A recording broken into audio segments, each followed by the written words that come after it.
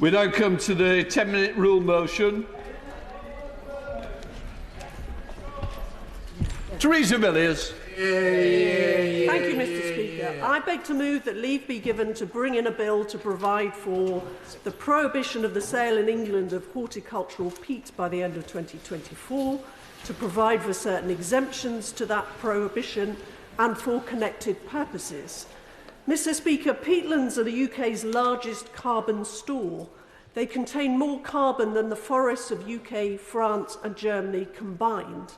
And they're home to some of our most iconic and rarest wildlife, such as the bittern, the swallowtail butterfly, the short-eared owl, and the hen harrier. But less than 20% of our peatlands are in a near-natural state. 87% of England's deep peat areas are degraded, damaged, or dried out. This is caused by a range of factors, including overgrazing and drainage for agriculture, but also because of extraction for compost and other growing media for gardening and horticulture.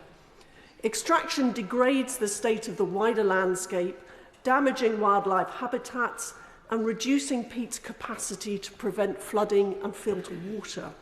And of course, extraction means that stored carbon is released, contributing to climate change. So this bill would implement the 2022 commitment made by this government to prohibit the use of peat products in amateur gardening in England by the end of this year. In 2011, DEFRA announced support for phasing out peat products, with a commitment to legislate if a voluntary approach proved to be ineffective. The government's 2021 consultation received more than 5,000 responses, 95% of which supported a ban on retail peat sales. The Royal Horticultural Society is backed to ban, and Professor Alistair Griffiths, its Director of Science and Collections, said in 2022, peatlands are the world's largest carbon store on land, with great potential to store carbon long-term, helping to reach net zero. To tackle the climate and biodiversity crises, it's essential that we have a sustainable transition to peat-free alternative growing medias.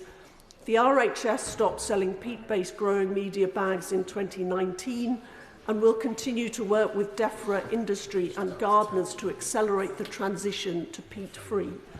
Mr. Speaker, we take pride as a gardening nation, and the COVID lockdown triggered increased enthusiasm for this great outdoor activity. There's already been a big shift to non-peat compost products, thanks to the efforts of the horticulture industry, to DEFRA ministers, to campaigners like Monty Don, and thanks to responsible choices made by gardeners. But peat can still lurk in gardening products such as potted houseplants and trays of bedding plants. The presence of peat in these products is rarely labelled, meaning even the most ecologically committed gardener may not know it's there. Even the most effective information campaign can only go so far in changing behaviour. So I think gardeners should be able to buy from a garden centre without fear that their purchase will harm the environment elsewhere. There are now reasonably priced peat-free compost using materials such as bark, coir and bracken. And thanks to a decision by the Environment Minister, solid digestate from anaerobic digestion will soon become another source of peat-free growing media. Peat alternatives for products like potted plants are also available. Companies like B&Q have gone peat-free, as has Kew Gardens, and the Royal Horticultural Society is 98% of the way there, which the consumer organisation excludes peat-based compost from its product comparisons. While it acknowledged that some peat-free products do cost more, it believes that there is now a good range of lower-cost options on the market. The horticulture industry has had since 2011 to prepare for the phase-out of peat. 13 years on, some real progress has been made. Peat use more than halved between 2020 and the end of 2022, including a reduction of nearly 70% in the amateur sector. In 2022, professional use of peat fell below 50% of their total consumption of growing media for the first time. But UK horticulture still used 950,000 cubic metres of peat in 2022, including 471,000 cubic metres in the retail sector. I acknowledge that only a comparatively small proportion of the UK's peat is affected by extraction for horticultural purposes, but by targeting the demand for peat, we can help keep it in the ground both here and overseas, preventing damaging release of carbon. As well as an immediate ban on peat products for retail use by the general public, this bill would give ministers power to use secondary legislation to extend that ban to professional horticulture on a future date. This reflects the fact that there are still barriers to be overcome before we can be confident that reasonably priced peat-free products and production materials are available in the professional sector. But we need progress there too, and I would urge the government to press ahead with a clear timetable for full transition to peat-free products across the horticulture sector. Limited exceptions to the ban will be needed, some of which may need to be permanent, for example in relation to science and research and rare plants.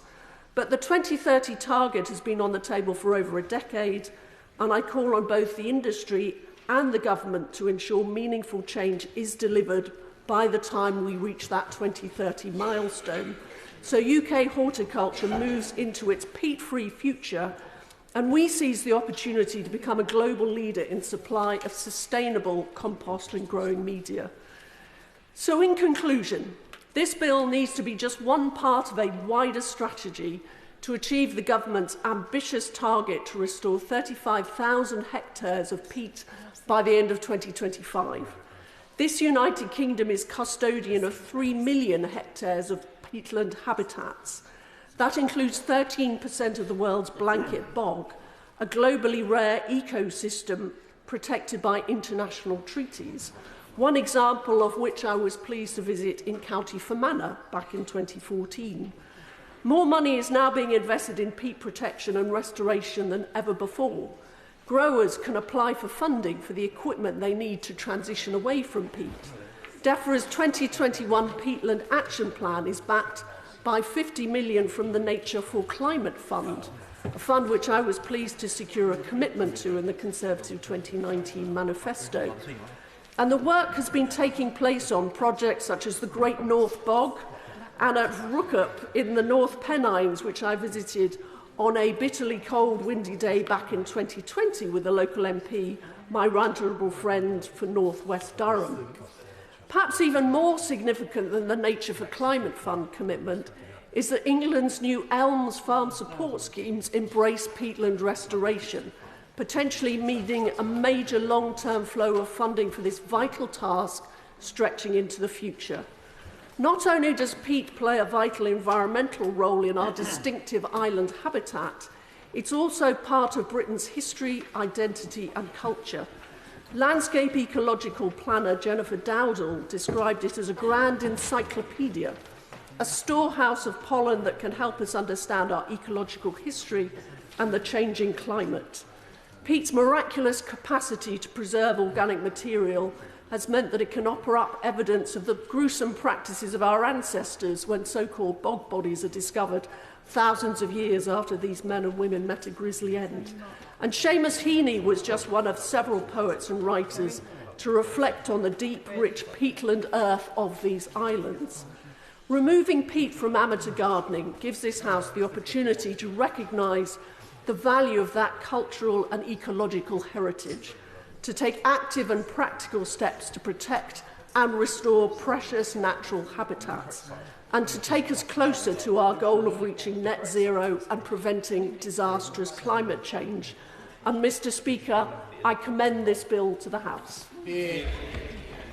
That the right honourable member have leave to bring in the bill. Sir Christopher Chope. Mr. Speaker, I don't object to my right honourable friend having the right to bring in the bill, but I think it's important to put on record that when the bill is brought forward, it will not go unopposed, because I think that much of the content of this bill, which my right honourable friend has described, seems to be disproportionate, not based on science or fact, and another exercise in gesture politics. And if we remember today, it's going to be another day when the banners seem to want to get out there and destroy legitimate activities that other people are engaged in. And I would like to put in a plea on behalf of amateur and professional horticulturalists, because those who have been to plant centres over the last year or so will have noticed that the move to peat-free products has resulted in the quality of those products declining significantly. Their longevity has declined because they do not have the natural water retention in their pots, which is provided by a peat and cannot be substituted by peat substitutes. And so the consequence of that is that it's becoming increasingly difficult for our own domestic horticultural industry to be able to cope with the pressures to reduce peat consumption. And by contrast, Mr. Speaker, we know that almost all our products coming through garden centres at the moment and being planted out in gardens and flower boxes across the country, that a very high proportion of those products come from the Netherlands. And the Netherlands, what is the Netherlands doing about this issue of peat?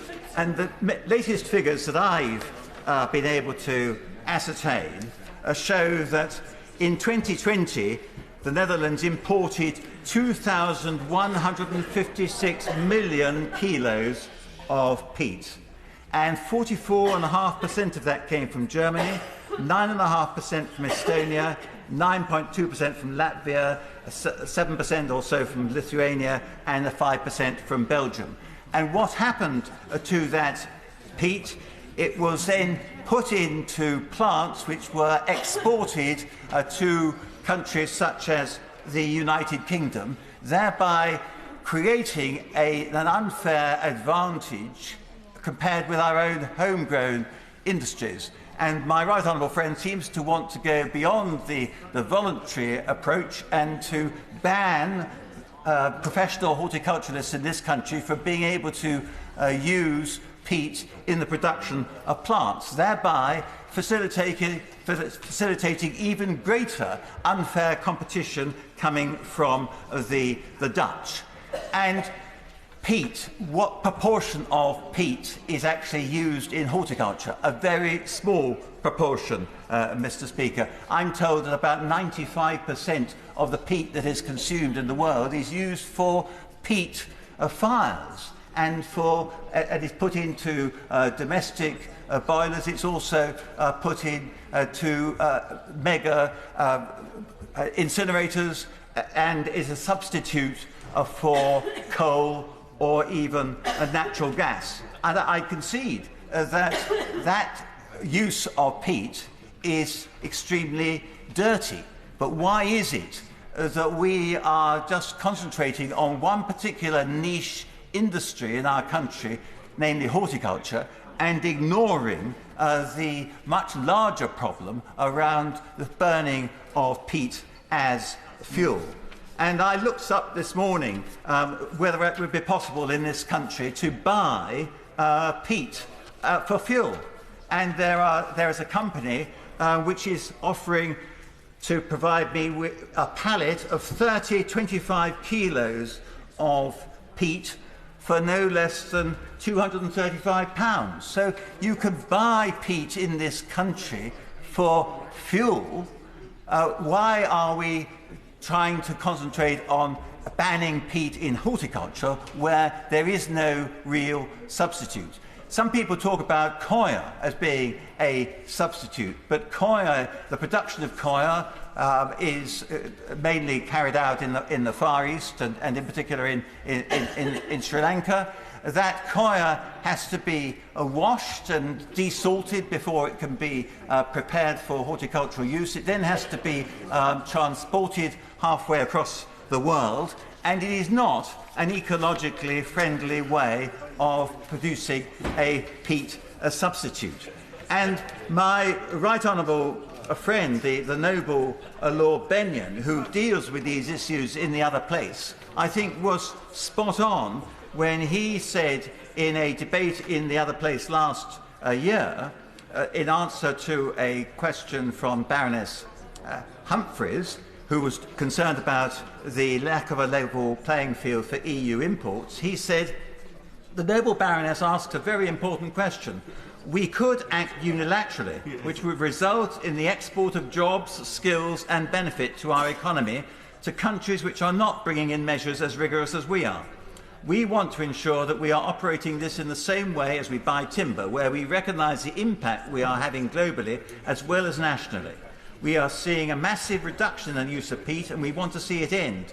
We have set forth a clear timetable for that to happen. The target of 2026 with certain exemptions will mean that there will be a tiny amount left which will continue to be used.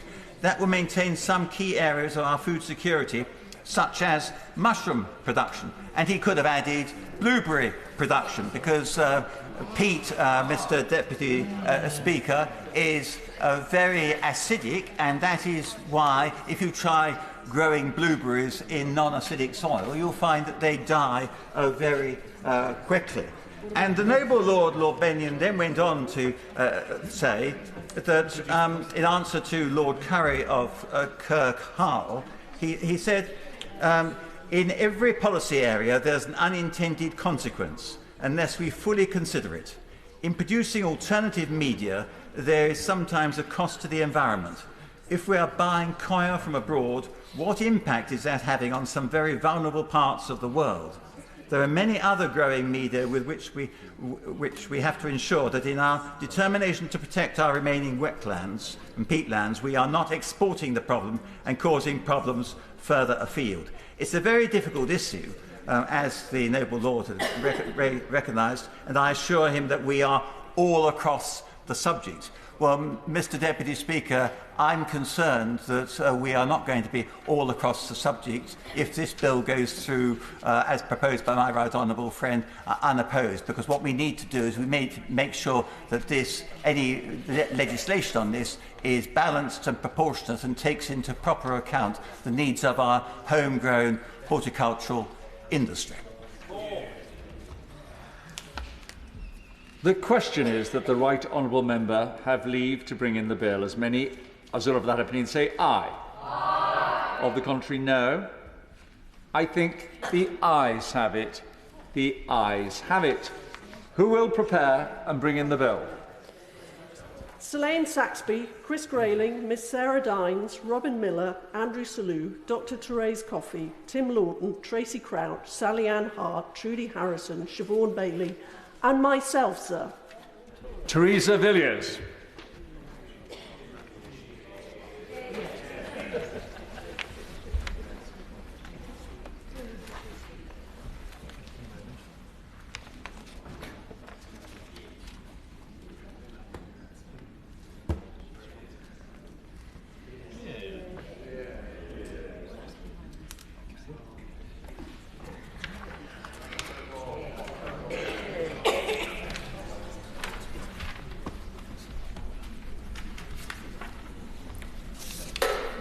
Horticultural Peat Prohibition of Sale Bill.